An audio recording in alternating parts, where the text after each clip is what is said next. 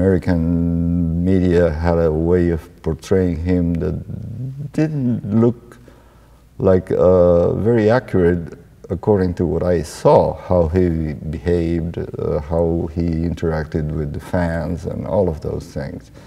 One example is at the start of the 1969 Indy 500, he was sitting at the pole, and he had a beautiful car full of wings and air. It looked like a jet fighter. It was fantastic. I saw that all the photographers were far away from him. There was this common belief that he was unfriendly and somehow ill-tempered when he was to get into the car. Nobody wanted to be close to him. And I was not a photographer. I just had a little camera that I borrowed from a friend that I used for technical details. For my paintings, not for publishing in the magazine.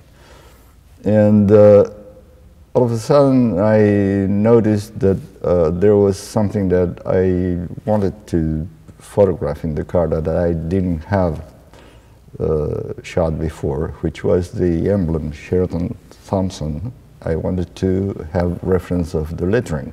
I pointed to that from a side of the car. And all of a sudden, through the visor, I see that AJ turns around. And was he smiling?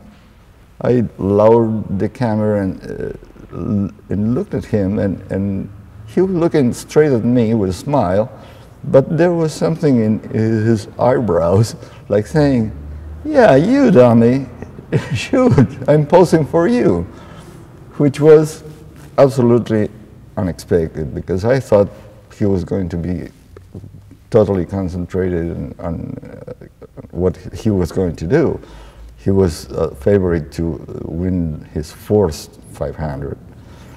He was not supposed to be posing for a 24-year-old kid. He started with this model in 1973, and the last time he ran it was in 1978.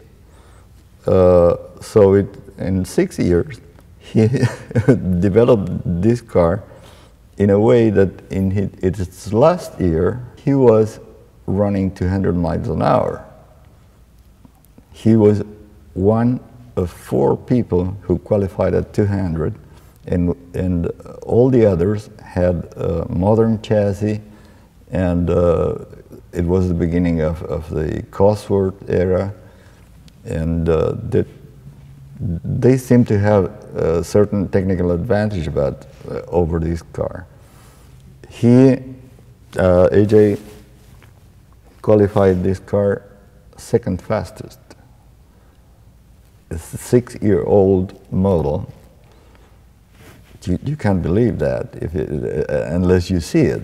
What I wanted to show was the moment when he crosses the finish line, which is a very important moment in the history of the Indy 500.